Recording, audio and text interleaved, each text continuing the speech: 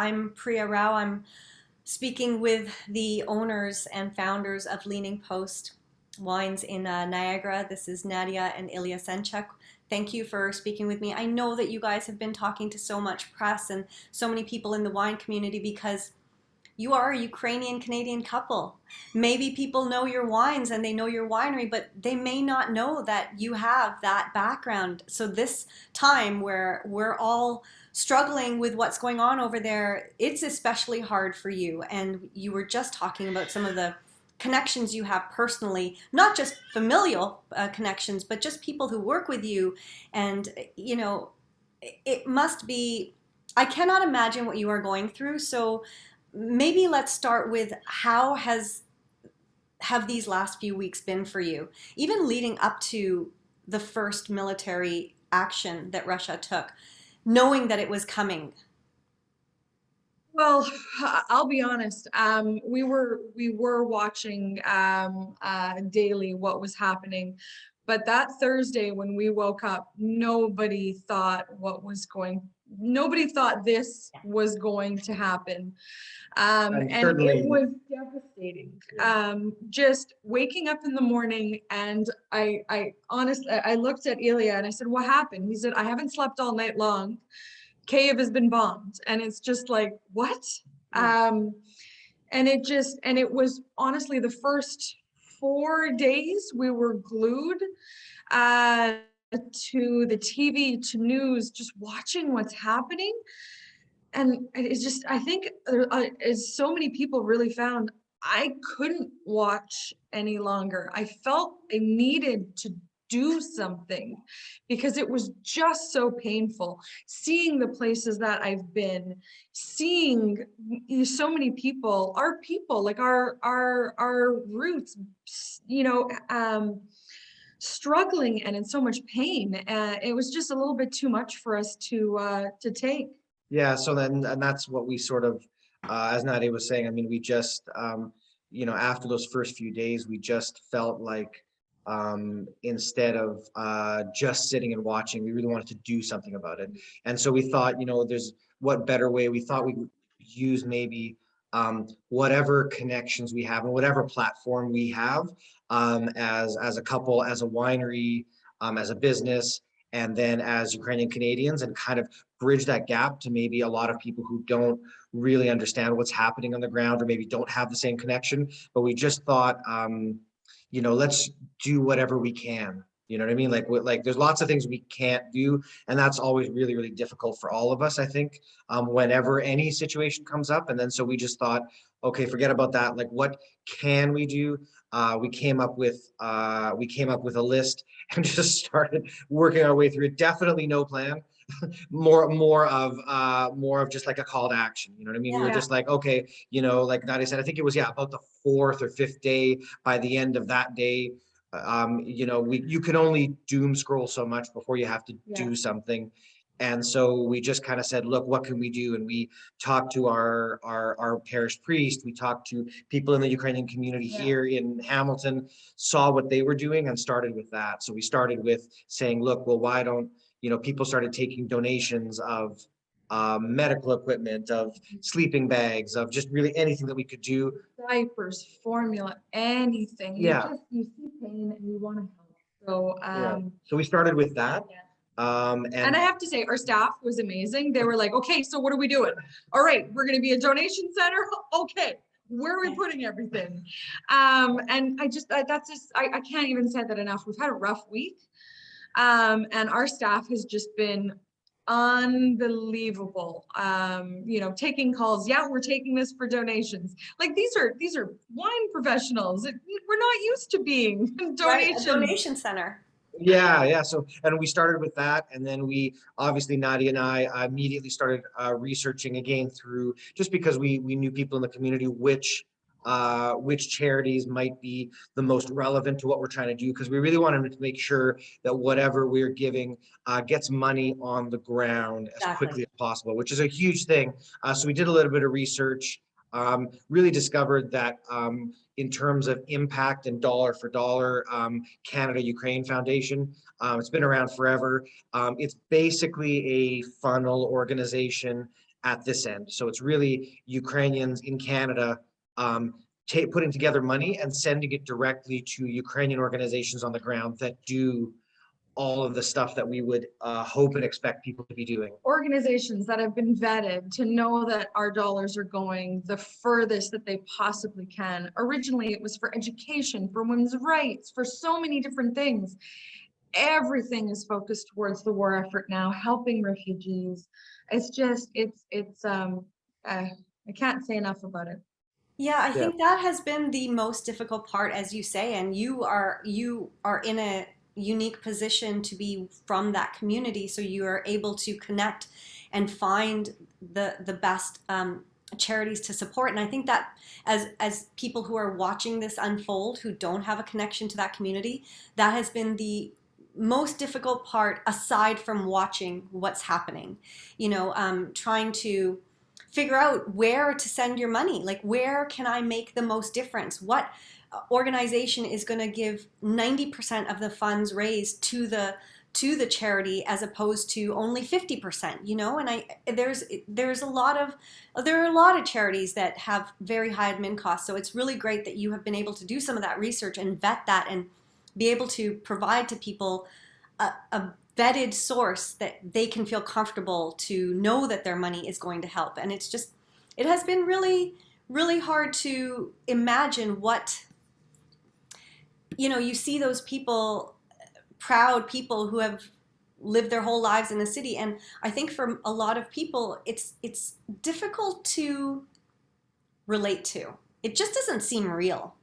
We're over here, we're watching it on the news, but we're still having our dinner with our friends. We're still going out to restaurants. We're still able to enjoy life and put that aside. And it's very hard to make your brain believe that this is actually happening to 2 million people who have already, this exodus of 2 million Well, Ukrainians. Priya, 2 weeks ago, those people were us. We were Exactly. those people. Like, Yeah. they didn't think, nobody No. thought that, that the capital city, it's like Toronto, just all of a sudden, and maternal hospitals getting bombed. And it's from a humanitarian perspective, it is just the worst thing that I've ever seen. And Well, and just the unbelievable part also is the scale. I mean, we were just saying, like, Kyiv is approximately the size of Toronto.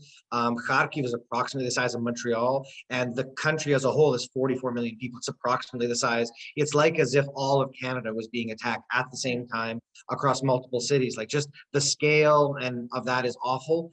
And so, I mean, that's the reason that we sort of, like we were saying, because of the connections and because of our cultural connections, we wanted to do the maximum we could. So, on top of vetting and telling people where to donate, I mean, we did decide we just kind of, again, on the fly decision, didn't really think about the consequences at all, or how to carry it out. We just kind of put out literally on social media saying, look, we're going to do a week of all the proceeds from our winery, the entire winery, all sales from any channel, you name it. All those proceeds are going to go to the same foundation we were just talking about, to Canada, Ukraine. And part of the reason is, again, we wanted to maximize whatever platform we had. And we figured, even if nobody buys any extra wine, but just honestly just understands that that's where the money needs to go. Do you know what I mean? Like, just to kind of get people's attention and say, look, this is really about just getting money to people. And honestly, it's been phenomenal. I mean, really, really, people have really responded. I mean, all of our business partners as well have jumped on the train. Calls and saying, "You're doing this. This is fantastic." So, Nick Pierce, for the next week, we are waiving all commissions. Trucking, don't worry about it. We'll help you.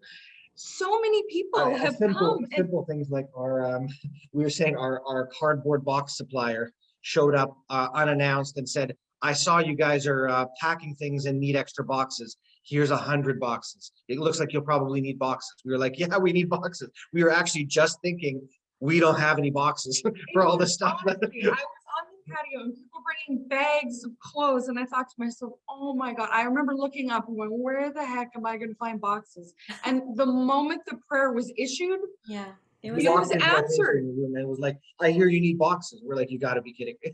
Like, and it has been like that every, I don't know where those tears came from that day because they just were nonstop. Everybody coming in, just terrified of what's going on and saying, how can I help? How can I be of service? You need me to go. I like they were coming in, grabbing some wine and then coming back an hour later with piles of diapers and formula and socks. And it's just really, Yeah. I've never seen anything like that before.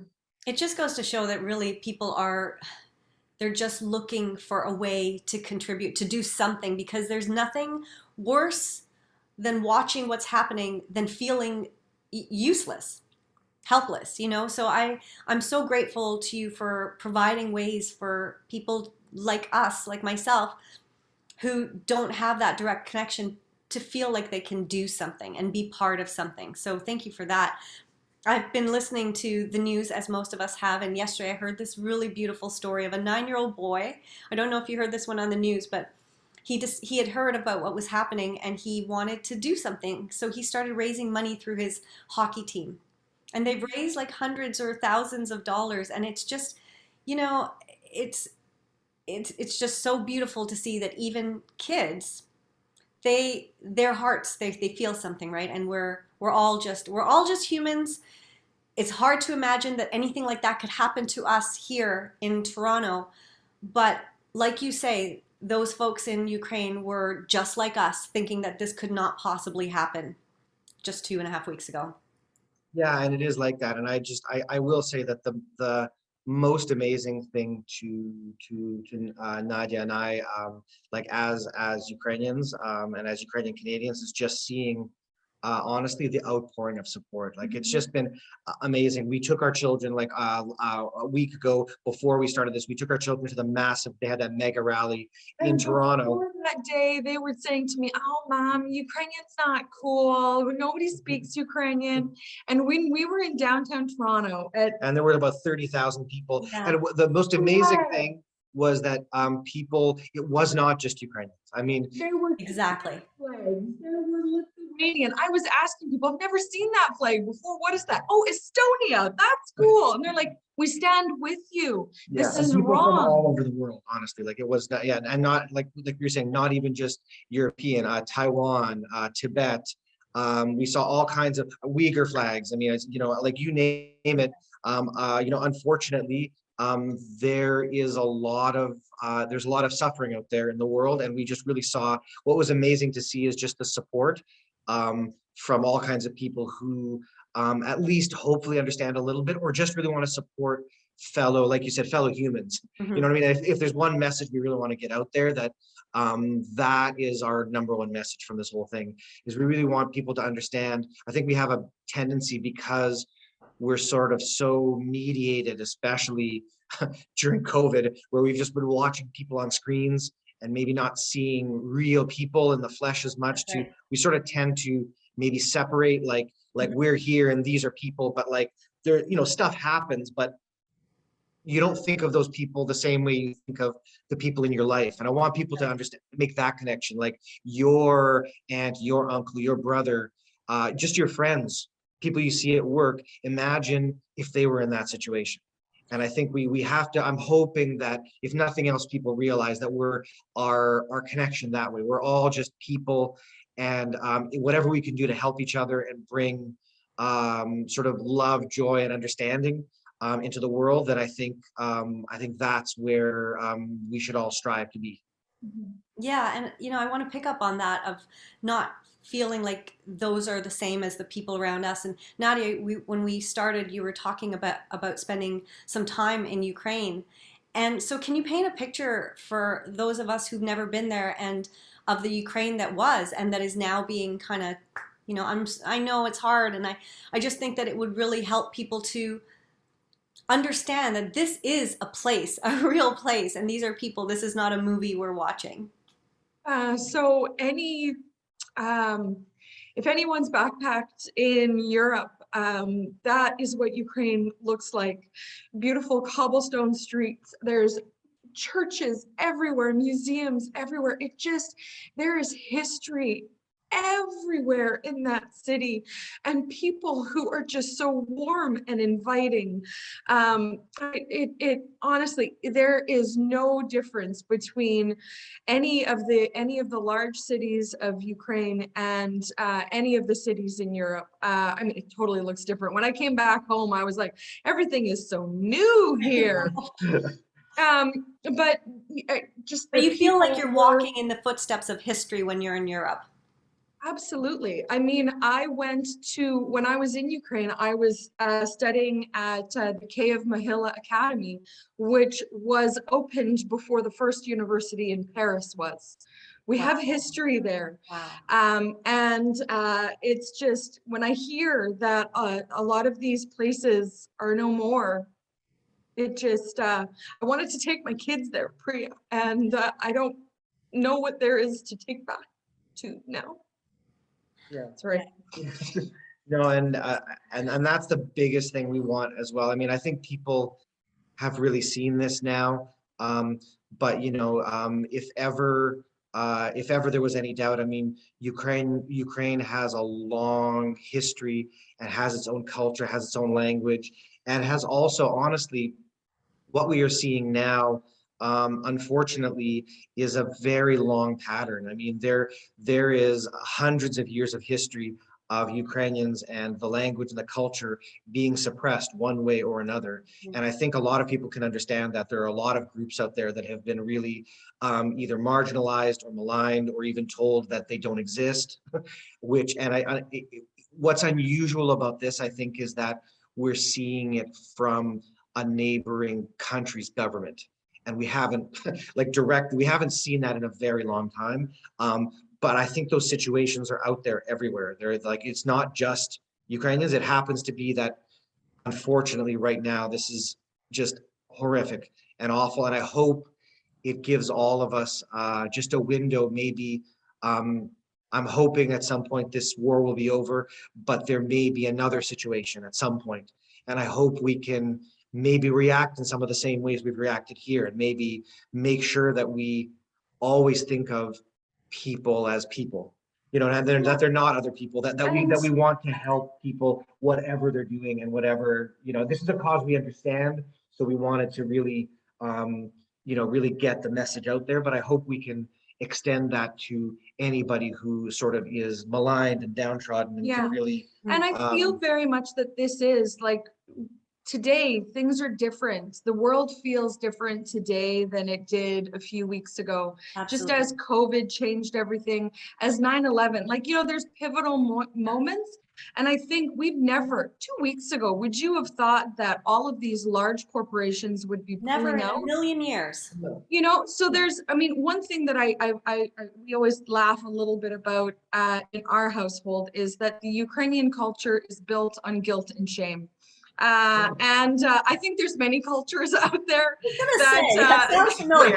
Yeah, I think you can understand that. But when you think of Zelensky, he guilted Elon Musk into just, I need satellites. Yeah. Let's do it. He's kind of, he's used those elements for good. Those instinctive traits. Yeah. No, and you can see it both in the culture and obviously in him as a person, right? Mm-hmm. And I think that's the other thing that we haven't seen in a very long time.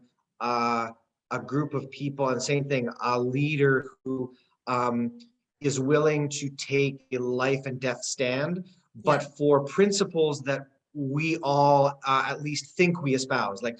We've seen all kinds of people stand up for very silly things, let's say that, over the past 10 years, especially over the past few years, things that are very silly and possibly unimportant.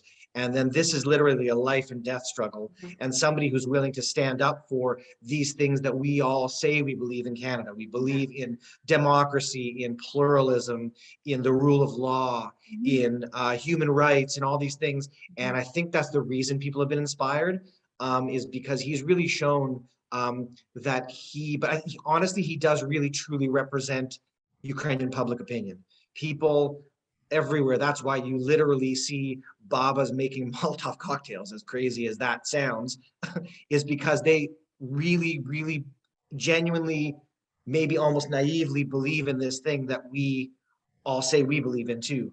And that's been, I think, pretty unusual as well. And it's amazing to see. I'm not even sure that Ukrainians knew that they could do it, if you know what I mean. I think because everybody was surprised, even people we were talking to in Ukraine, here, their family, like a couple of days before, people were saying, Well, it is. It's David and Goliath. You know, you Absolutely. expect that Goliath is just going to come in, but really they have nothing to fight for, but we have everything.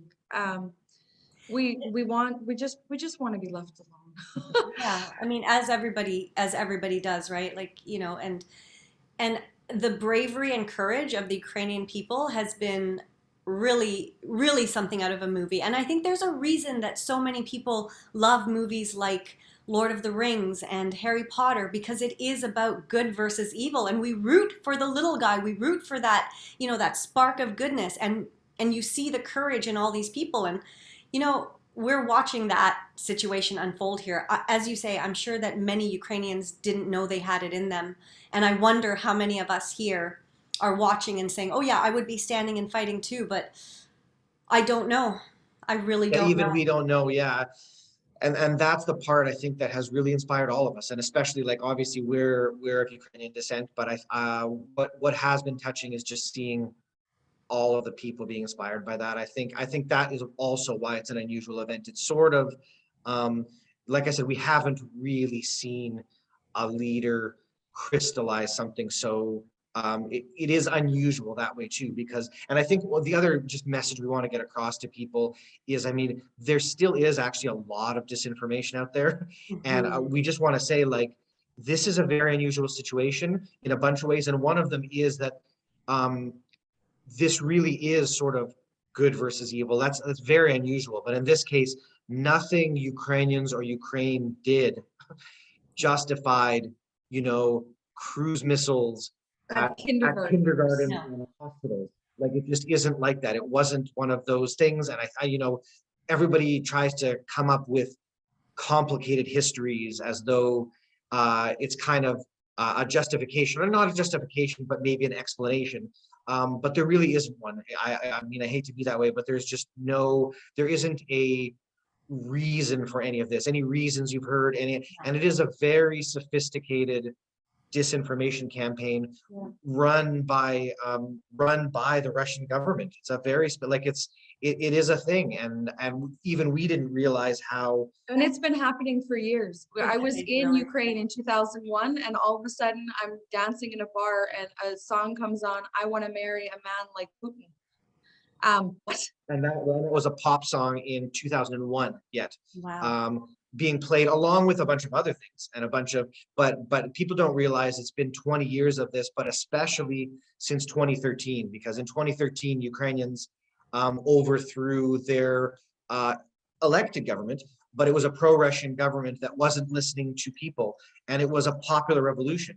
And immediately within 6 months, um, Vladimir Putin had sent in the army to take over Crimea and take over part of eastern Ukraine 6 months after Ukrainians overthrew their government. So it's a direct thing. And since then, it's been overt. It has not been subtle. It has been, literally, Ukrainians are, well, I don't even want to say all the horrible things that have been said, but suffice it to say, a full campaign to try and dehumanize Ukrainians. Yeah. And when you think about how awful that is, you start to realize that we are definitely not the only people that is happening to.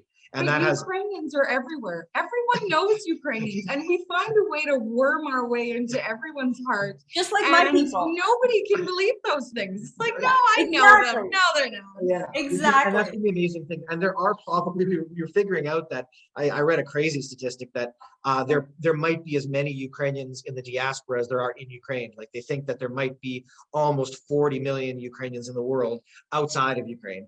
And I think that has helped us as well. Just because we are literally everywhere. I mean, to see people very much like us, but then, speaking in Ukrainian, but they're like, oh, this is in like Rio de Janeiro. Yeah. Right.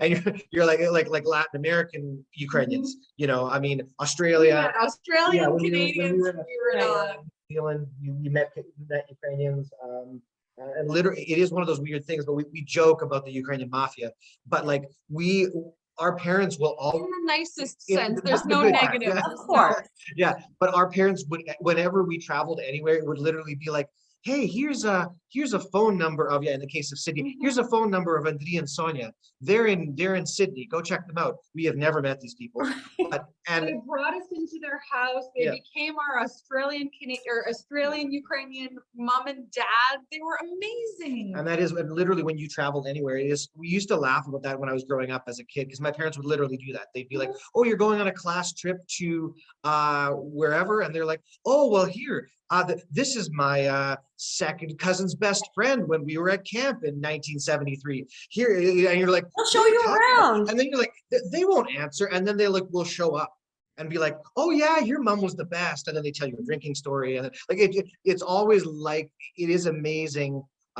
Ukrainians really do bond across the world. Yeah. And I'm hoping, if nothing else, people have seen that. That's why we've tried to get everybody kind of understanding what the situation is because we're here, we're a culture, and we really just want peace, which is, I think, like everybody Anybody wants does. that. Everybody wants that. Basic And I think, human desire. yeah, And I and I think a think lot of people get people watching from different cultures will relate to that because I think a lot of our cultures are like that where, if I were to go to California and I asked my mom, she'd probably say, oh yeah, go and see such and such. This is such and such's uncle's mother, And that is what binds us all, right? We can relate to so much of what is going on there because we are all just human people and we all just want to live our lives in peace.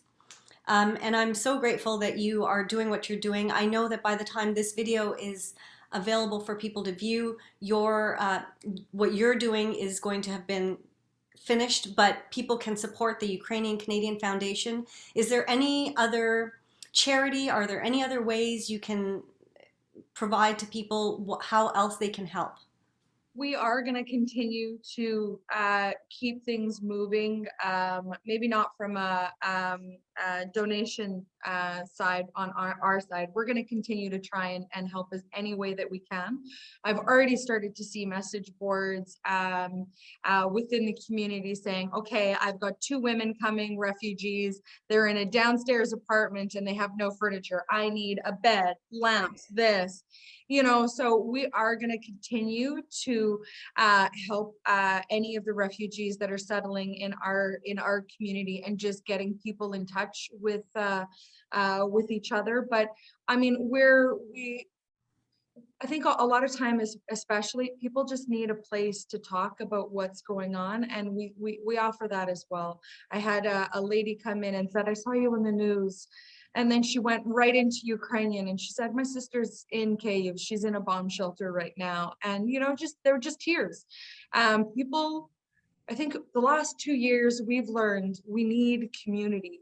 And especially in times like this, we need to reach out to each other. So we're going to continue to do whatever the call of action is going to be tomorrow. Gosh darn it, we're going to try our best. Yeah, and we're hoping to be that bridge because, like we said, we do speak the language. We have a lot of friends, and we have friends and friends of friends who have people directly on the ground. So we feel like it's the same thing. We will continue to take in-kind donations when we find out what people need. If there's a call out for things, whatever, we'll just try and continue to do that. And that's, we'll do that on our social media. We'll do that directly to people we know. And just to kind of be that bridge because like you said, not every people, I really genuinely think people want to help and maybe just sometimes they don't know how. So we just want to continue to do that. And hopefully people understand that. And I will say the other thing, I hope people get it. I think especially maybe of our generation of people, I know we were a little bit worried about this when we started. I know a lot of people back in the day didn't really like to mix any of this kind of stuff with business and advocacy. Politics. and politics and advocacy. But my feeling is I started to think about it, and I even felt this way a little bit before pre-COVID. And then we even saw that we were talking about this even last night, like we saw things like Black Lives Matter. We saw things about, honestly, about reconciliation, about things that are serious. And I started to realize like there's nothing political about a human right, like that by definition. Like it shouldn't be a political statement to say I'm against war or I'm against discrimination. Like I don't feel like, and to use whatever platform we have, including our business. And the best thing we've seen, as we were talking about that at the beginning, is all these companies are pulling power out. of this has been Yeah. huge. I Yeah. think a lot of people think they cannot make a difference, that one person can't make a difference. So why bother boycotting? But now you see the power of a boycott. Shell has had such a huge backlash against them, and I think it's amazing that they had that backlash. And hopefully, they will think twice before making a move like they did to buy Russian oil at a deep discount. But it has been very heartwarming to see all these corporations, Coca-Cola, Pepsi, huge corporations pulling out. And it's not often that you see corporations doing Putting that. people before profits. Yeah. I can't think of very many other situations, if I'm honest. And I'm totally right wing. I can't believe I just said that on camera, but But I mean, we still all believe. Again, I think we forget. We think of corporations as monolithic, and we think sometimes of countries as monolithic. And I think we have to start thinking of both things as people. And when we do that, then, as you said, hopefully in the future, companies, i.e., boards and people who are decision makers on companies, will be just as horrified when they see something else, and maybe they will think twice, maybe on something else. And we as the public can put pressure. And because of social media and because of how much we are connected now, news and information travels so quickly, and maybe we can do a little more than we used to. We're not waiting months to find out people died. Unfortunately, for good and bad, sometimes we see it live. But I think that maybe that will help. I feel like even maybe 7 or 8 years ago, when we didn't have as much information as we had now, we might have reacted this way had we really seen what was happening on the ground. And I hope, like I said, in the future that we will do it again, so that we when you won't just sit know back. better, you do better. So we now understand the power of social media for good. Yeah. Instead of always talking about all the evils All the bad of things stuff, and all the bad things, it's nice to see it can also do good things. And I think we want to focus and do those things. So hopefully hopefully everybody gets that too. Yeah, guys, you've always been such a lovely, compassionate couple, and it's been an honor to know you and to call you friends, and just seeing what you have done. I'm so grateful to know you and to be able to let other people know about what you're doing. So thank you so much for that. There is that famous saying that evil exists when good people do nothing. It's good when good men do nothing, but let's just update that to the Let's just modern update it, century, please. shall we?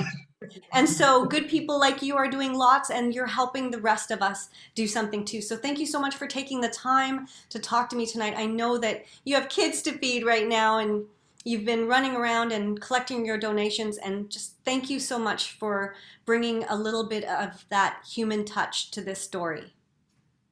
Well, no, thanks for having us. We honestly, we're just happy to get the story out to as many people as possible. And that's why it kind of gets us up in the morning and it keeps us going, because we feel like anytime the message gets out, then I think that actually does make a difference. And I hope people feel that they can see as individuals, they can make a little bit of difference in people's lives. So Yeah. Guys, I hope that you have a huge last minute rush of items and purchases of your wine. I ordered some. I'm waiting for it to come tomorrow. And I think it's amazing that all the outlets that are selling your wines have also jumped on board to this. There's good people everywhere. And it's just really nice to see us all starting to build a wall of hugs around Ukraine, because really that's all we can do at this time. So yeah. thank you guys so much. well, Thank you, Priya. Yeah, thanks for having us. Appreciate it.